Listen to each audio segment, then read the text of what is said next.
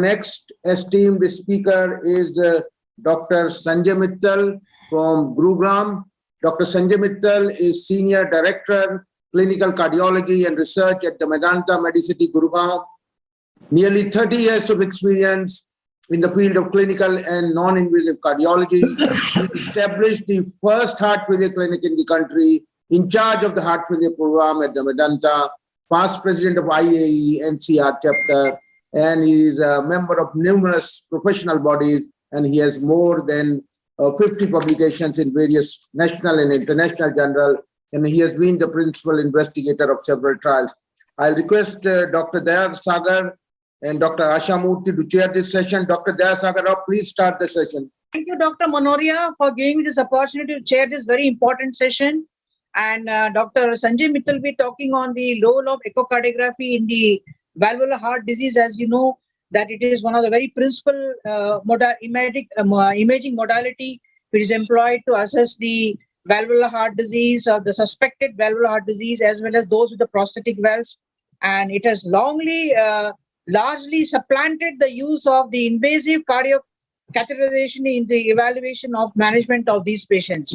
So with this introduction, with my co-chairperson, Dr. Daya Sagar, I request Dr. Sanjay Mittal to go ahead with this talk. I'm Dr. Sanjay Mittal, and I'm first of all wanting to thank Dr. Manoria for giving me this opportunity to talk on this podium. I'm going to discuss the multimodality imaging in valvular heart disease. It's a very important burning topic today. You know, about in 1953, when Inge Edler first discovered ultrasonic examination of the heart or echocardiogram, it was the mitral valve which was seen. And since then, it has been a huge advancement. We can see the mitral valve in 2 dimensions. We can look at the multi-plane M modes, color Dopplers, continuous and pulsed Dopplers, looking at all the modalities of the assessment of structure and function of the mitral valve and the other valves for that matter.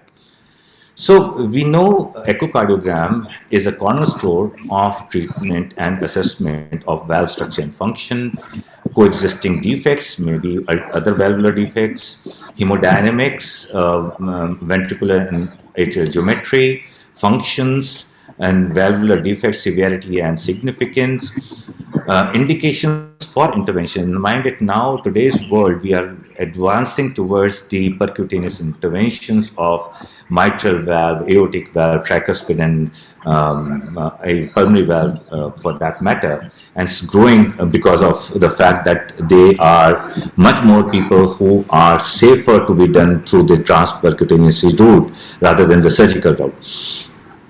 It is easy to use and can be used various methods many a times in indispensable, affordable, safe, and repeatable.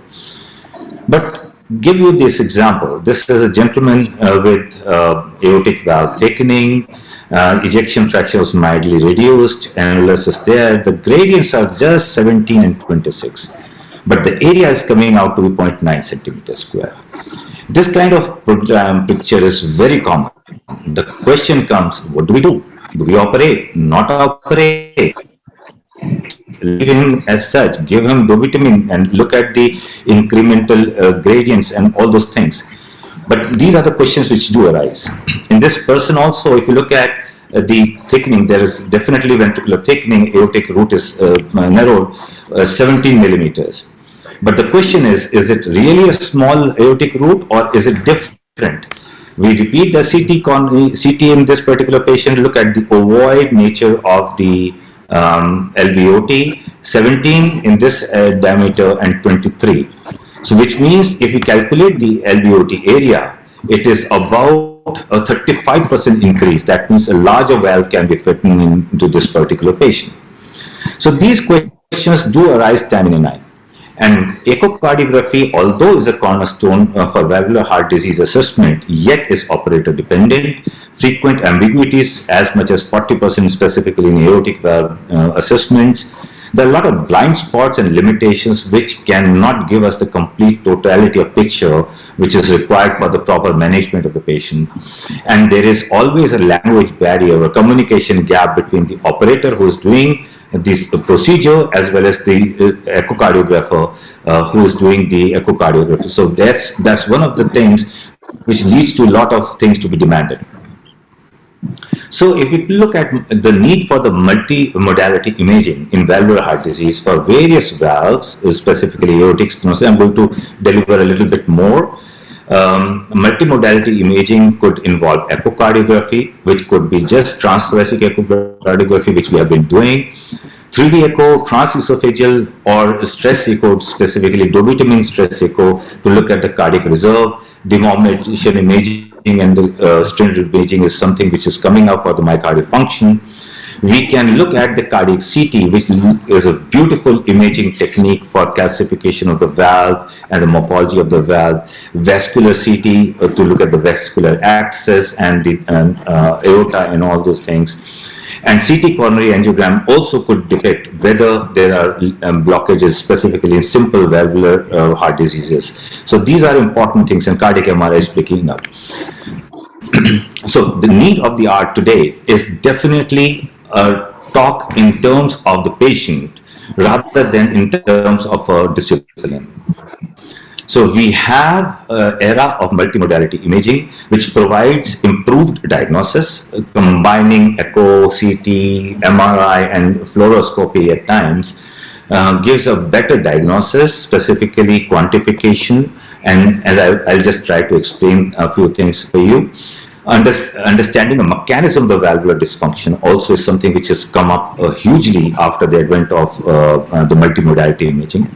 It also leads to better risk assessment in the form of understanding cardiac functions, remodeling, and coexisting diseases in vascular anatomy.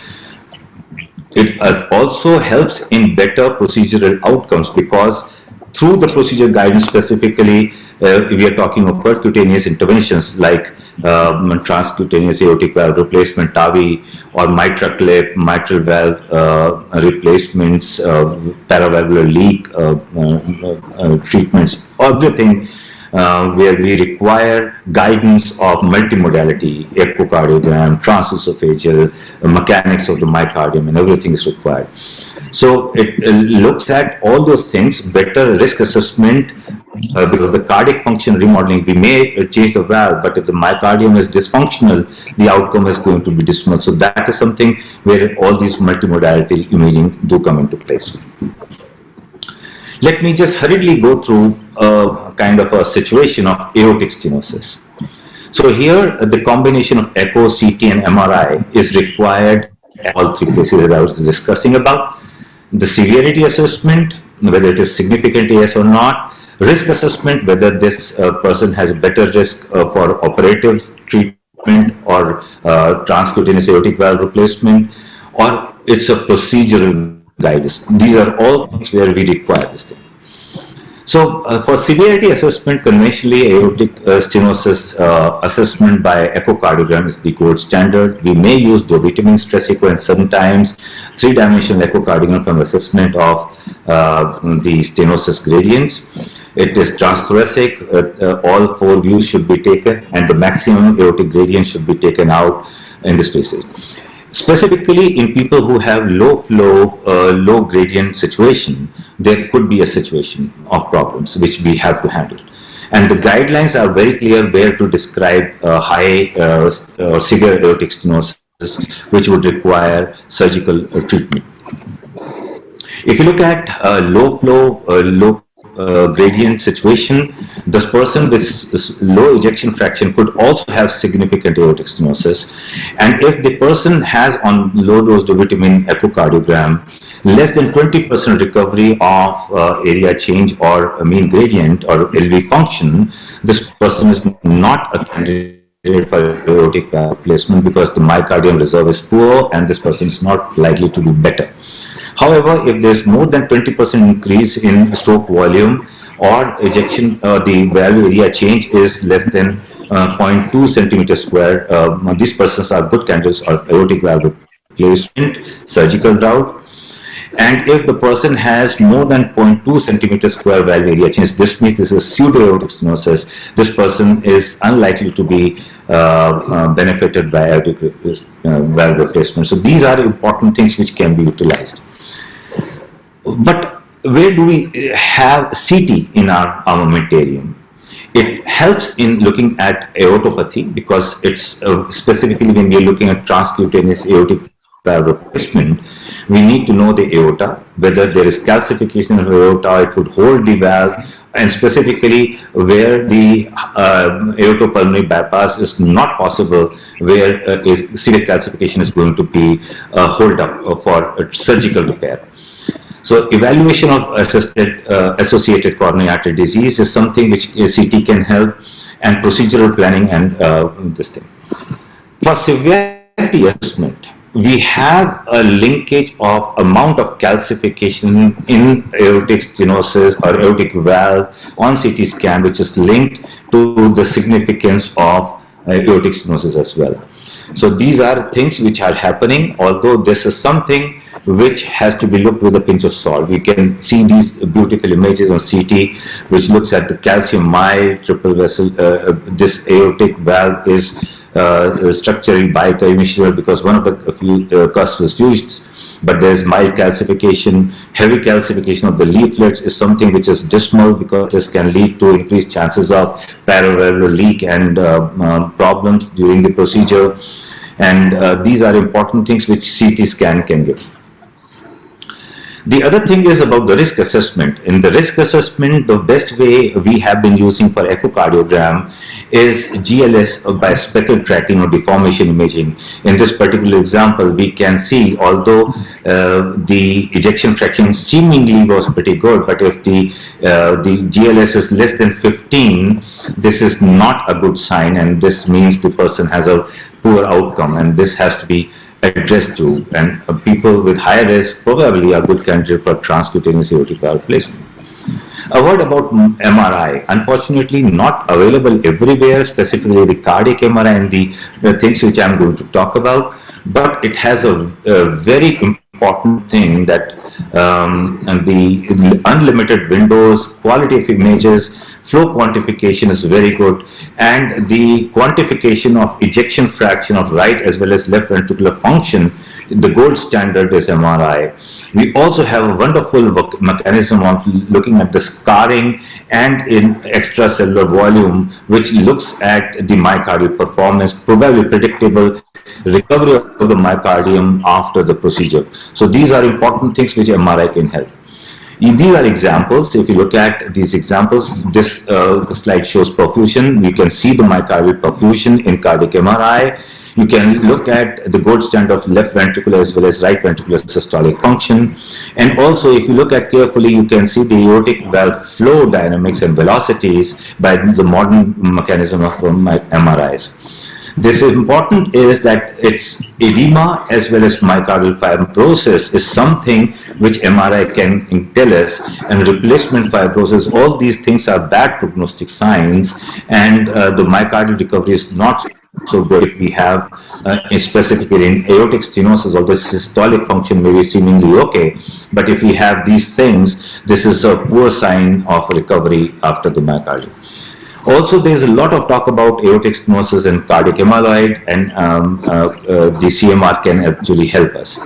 There has been a lot of things about the flow dynamics, the helical flow rather than the streamlined flow here, which is normal. Look at the beautiful flow here, but MRI can give us the helical flow systems which can be responsible for dilatation of the aorta even after the fact that the stenosis is not significant, and this is something which is coming up.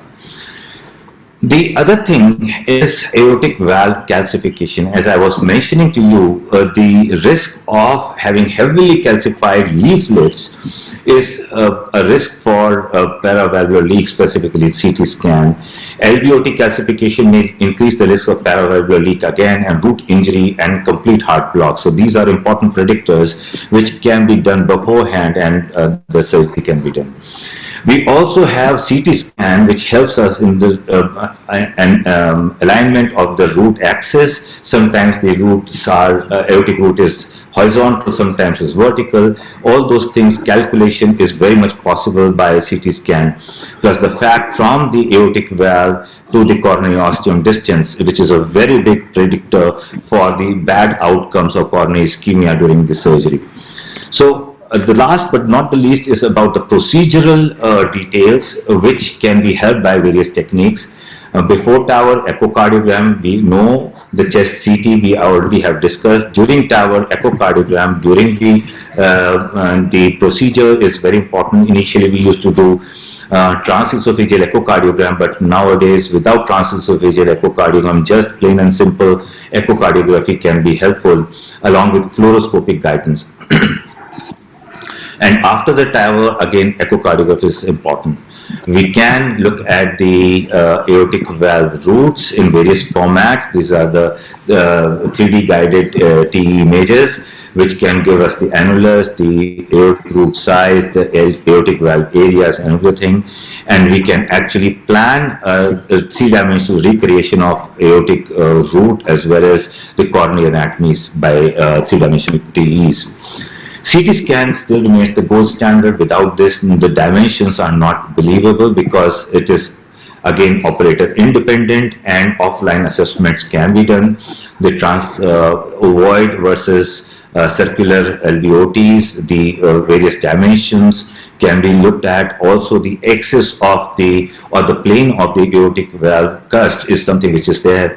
Plus the fact that we have the assessment of the excess lines, the arteries, femoral arteries from which the thing has to go. If there's a huge calcification, it becomes bad prognostic signs. And all these guidelines have been given in the various formats. But the root cause is that despite the fact, as I was mentioning, there's a huge language barrier between the echocardiographer and the performer. That is why nowadays, instead of TEE, we are using transthoracic echocardiographs just for the fact that the sedation is not required, intubation is not required, and also the minimal requirement of the persistence of aortic valve performance is what is we need for that. CT, again, as I had said that during the procedure, we may require fluoroscopy to look at the axis, which can easily be predicted by CT scan, and these kind of dilemmas can be avoided during the procedure of TAVI. The other thing is coronary assessment is also something which is important, and it's the gold standard to look at the distance from the valve annulus to the coronary ostium. Low placed, less than 10 millimeters is something which is going to be a point of concern, but more than 10 millimeters is usually a good point. Valve sizing, also there are a lot of schematics which have come on CT based, specifically for MyValve from Indian origin, and those are used very frequently in the TAVI protocol.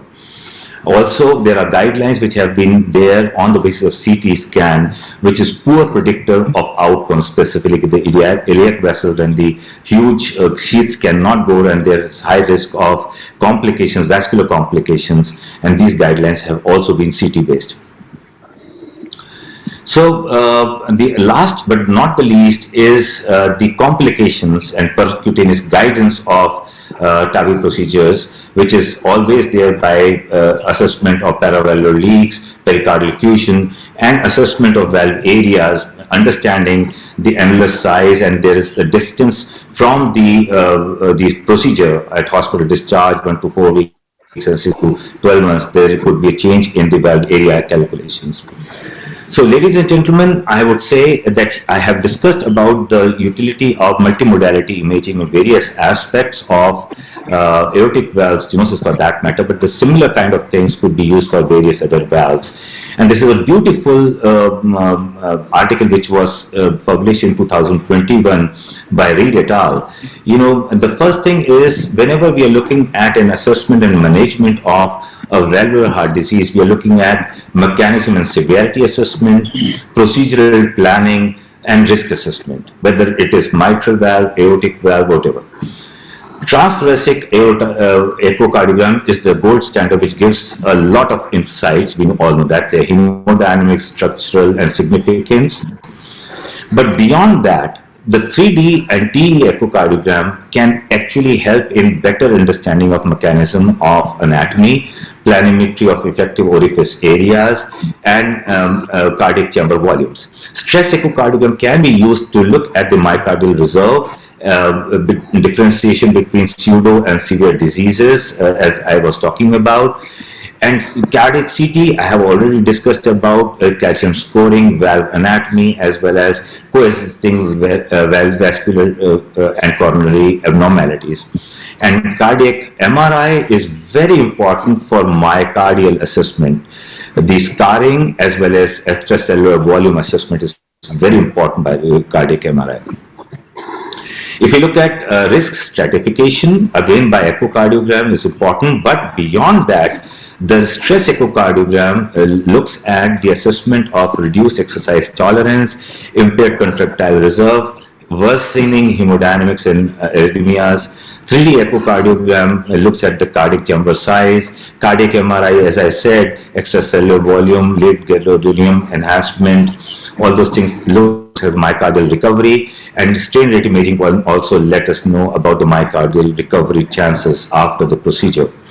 And last but not the least, the procedural planning. Again, and during the procedure, transthoracic echocardiogram, but CT access can help the vascular access, as I discussed.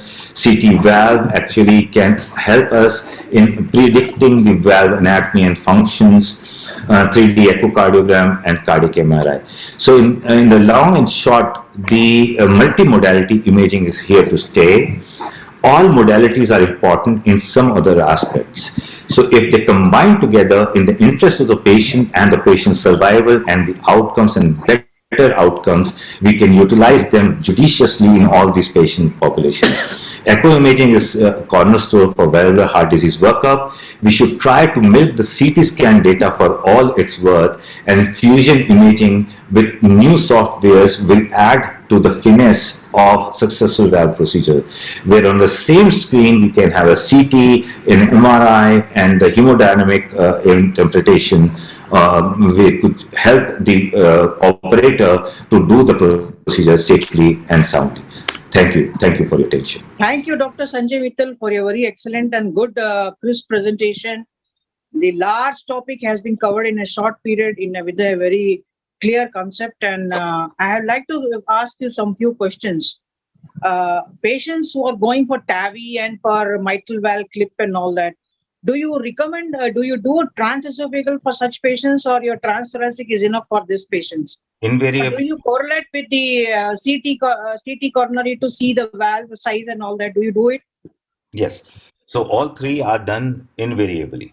Unless there is LV dysfunction, we may involve MRI, but CT and TEE is done besides the echocardiogram in all patients. Good morning to everybody. Yeah, I think it was a good lecture, but I just like to ask the speaker, what is the role of multimodality imaging in a rheumatic multivalvular heart disease? I've been talking only about degenerative valve, aortic valve, degenerative aortic stenosis. But my question to you is there a role of multimodality imaging in chronic rheumatic multivalvular heart disease? So that's a wonderful question, doctor. But there are three things which can happen in rheumatic valve disease. One is assessment of a coronary anatomy in borderline ages. So CT can guide us through that. Unlikely that the rheumatic origin of mitral valve is going to be a catheter-based treatment unless there is heavy annular calcification, where there could be times when the mitral valve could be put in the mitral annular calcification circular. That is actually judged by CT scan in a very high-risk situation otherwise. The other thing where in mitral valve disease and rheumatic heart disease, we can use multimodality imaging is to identify myocardial recovery, especially when there is LV dysfunction. We use cardiac MRI in looking at this scarring, myocardial scarring and function in these situations a huge lot, because it's always dicey if there is a person with mitral stenosis or mitral regurgitation and ejection fraction about 30-35%. This is going to be a risky situation. Also, in rheumatic aortic valve disease, also TAVI is being used at times, so the protocol remains the same. So it totally depends upon what is going to be the indication and the situation. And in that situation, we use in a crystal clear, crisp rheumatic valve disease where the LV function is preserved and there is no ifs and buts about doing a surgical procedure, simple angiogram to prove that there is no concomitant coronary artery disease and take the person to a surgical lab. Dr. Mittal, you have not talked about multimodality imaging in regurgitant lesions. What is the role? Yeah, so as Dr. Asha said, the topic was huge, and if I would have taken all the valves and the stenosis and regurgitations, it would have been a big issue. Specifically, if you look at the parallel leak, but you are absolutely right. The multimodality imaging is important, even in paravalvular leak assessment. Many times when the leak is difficult, sometimes we have been using MRIs, cardiac MRIs, to locate the paravalvular leak jets. When there are multiple jets and the T's and the 3DP is not able to give us the complete guidance, sometimes we are using cardiac MRI also to look at paravalvular leaks. Also, the regurgitant lesions. I had a case recently when there was a leakage of or dysfunctional mitral valve bioprosthesis, and we had to plan valve in valve. And there, we didn't have any data on the size of valve used in previous times. So we did a CT scan, restructured the anatomy of the annulus and sized the valve and did the procedure correctly in that way. So the regurgitant lesions are important, and you are absolutely right. Transesophageal echocardiogram many a times is very good to assess the significance and the functional significance of the regurgitation. But the aortic structure, specifically for aortic stenosis, as we have used, similar structures we have been using for mitral valve in valve, and such as there is MR with the mitral annular calcification. So completion of the annular actually just by CT scan only.